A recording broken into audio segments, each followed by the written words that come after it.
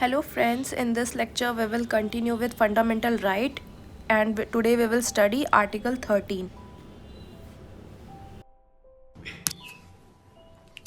Good morning guys. So in today's lecture we will understand about the article 13 of the fundamental right.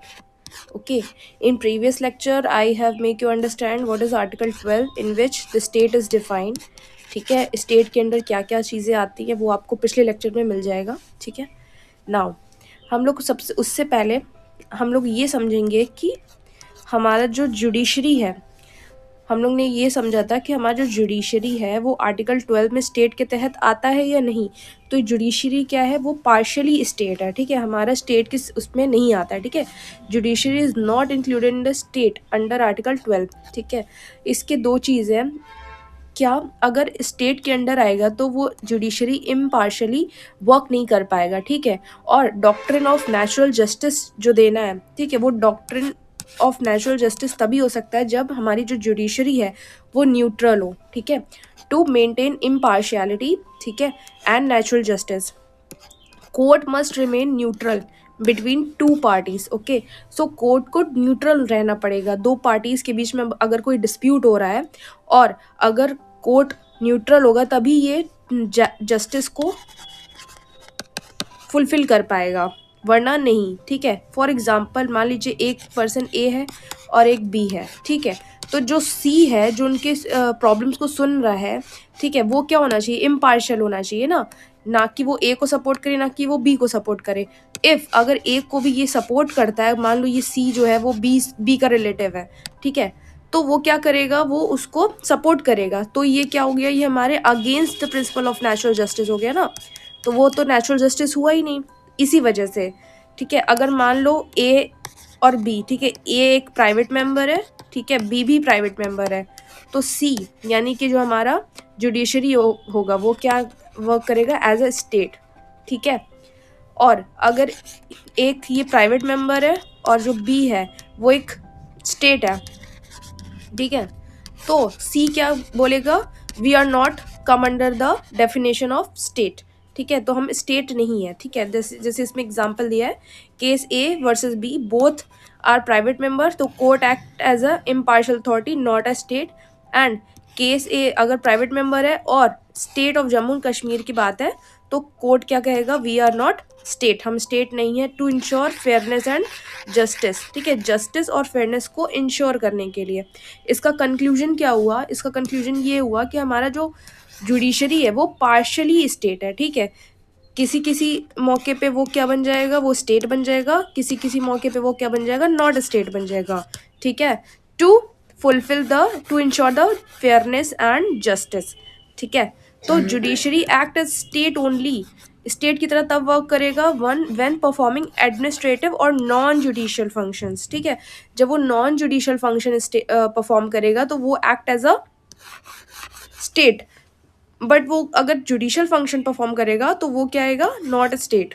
ठीक है, अब इसका मतलब क्या है, doctrine of checks and balances means क्या होना चाहिए कि हमारे फंडामेंटल राइट तो आर्टिकल 13 में दिया हुआ है. ठीक है, बट अगर हमारे फंडामेंटल राइट को अगर वॉयलेट हो रहा है और उसके अगेंस्ट कोई बॉडी ही नहीं है जो कि इसको चेक कर सके, तो फंडामेंटल राइट का तो कोई मतलब ही नहीं हुआ. ठीक है, तो इसी चीज़ को क्या कहते हैं, fundamental right ensures checks on the legislative and executive. ठीक है, एग्जीक्यूटिव एंड लेजिस्लेटिव पे क्या है, एक चेक्स एंड बैलेंस का काम करता है. ठीक है, कि हमारी जो executive body and legislative body है वो कोई भी ऐसे लॉज ना ले आए जो कि हमारे पीपल के अगेंस्ट हो. ठीक है, जो कि हमारे पीपल के अगेंस्ट हो, क्योंकि हम लोग ने ही उनको चुन के भेजा है, और वो कोई ऐसा लॉ ना बनाने लगे या कोई ऐसा एग्जीक्यूटिव ऑर्डर ना देने लगे जिससे कि हमारे पीपल के राइट्स का ही वॉयलेशन हो रहा है. तो उस चीज़ को रोकने के लिए हमारे कॉन्स्टिट्यूशन में कॉन्स्टिट्यूशन मेकर ने ऐड किया था फंडामेंटल राइट. और अगर ये फंडामेंटल राइट जब भी वॉयलेट होता है तो उसके पीछे एक बॉडी होती है जो कि है जुडिशरी, जो कि एक्ट करती है as a non partial body to maintain the to fulfil our fundamental right. ठीक है, तो मेंटेन कॉन्स्टिट्यूशनल बैलेंस. ठीक है, इसको कहते हैं, ये कॉन्स्टिट्यूशनल बैलेंस क्रिएट करता है। ठीक है, नाउ मूविंग ऑन। नाउ अब हम लोग पढ़ेंगे आर्टिकल 13 में क्या दिया गया है। आर्टिकल 13 में दिया गया है simply laws inconsistent with the fundamental right. ठीक है, अगर हमारे लॉज जो हैं वो इनकंसिस्टेंट है हमारे फंडामेंटल राइट के अगेंस्ट, तो हम लोग क्या जा सकते हैं, सुप्रीम कोर्ट जा सकते हैं या तो हाई कोर्ट जा सकते हैं। ठीक है, तो अब इसको रीड करिए। Article 13 deals with the protection of fundamental rights. It ensures no law can violate, abridge, contravene fundamental right. If any such law exist it become void. ठीक है, नाउ इसको हम लोग सिंपल टर्म्स में आप ऐसे समझ सकते हैं, OALA, ओला, वैक। ठीक है, ये एक ट्रिक है। ठीक है, ओ से any order, any amendment, any legislation. ठीक है, any order, any action, any legislation, any amendment that violate, abridge and contravene to the fundamental rights, then we can go to Supreme Court और High Court।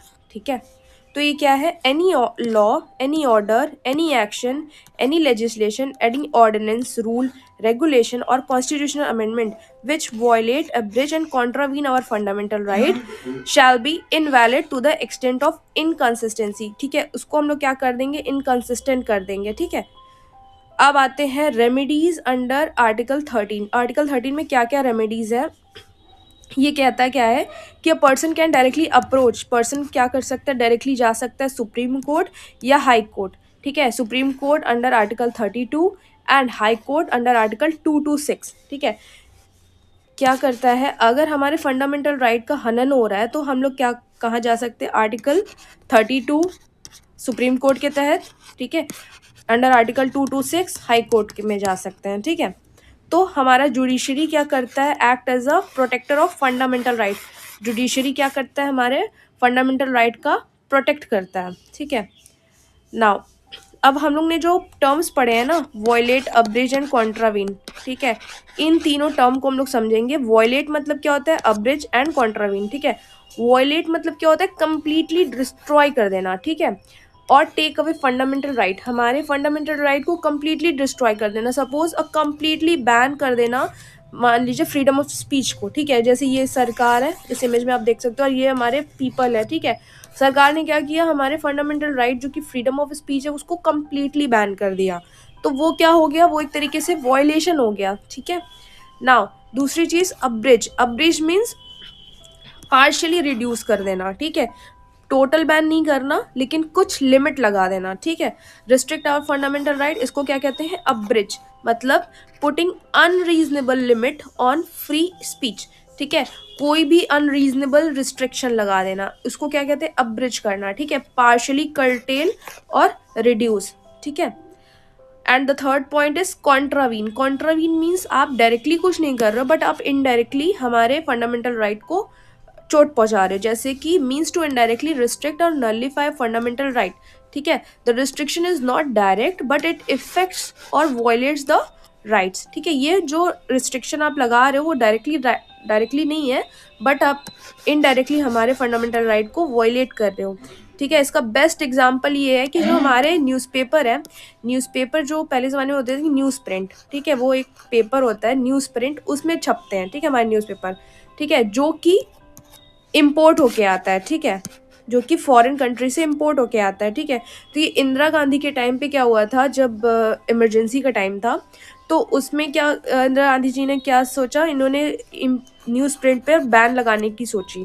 ठीक है, जो कि हमारे fundamental right पे indirectly contravene कर रहा था। क्यों, क्योंकि हमारे न्यूज़ प्रिंट में ही हमारे न्यूज़पेपर छप के आती है। अगर आप न्यूज़ प्रिंट पे ही बैन लगा दोगे, इसका मतलब आप हमारे fundamental right freedom of speech पे बैन लगा रहे हो, जो कि कॉन्ट्रावीन कर रहा है हमारे फंडामेंटल राइट को। तो इसमें एक केस भी गया था। ठीक है, now if the government bans imported of newsprint, it directly bans the newspaper itself, so this indirectly affects freedom of speech and expression। ठीक है, आर्टिकल 19 के तहत हमारे freedom of speech and expression को एक डायरेक्टली इनडायरेक्टली कॉन्ट्रावीन कर रहा है। ठीक है, hence contravene fundamental right. So thank you guys, that's all for today, and we will meet you in the next lecture. And in the next lecture we will continue with article 14. ठीक है, article 14 discuss करेंगे. ठीक है, okay, thank you. Thank you friends, please do like, share and subscribe for more such videos.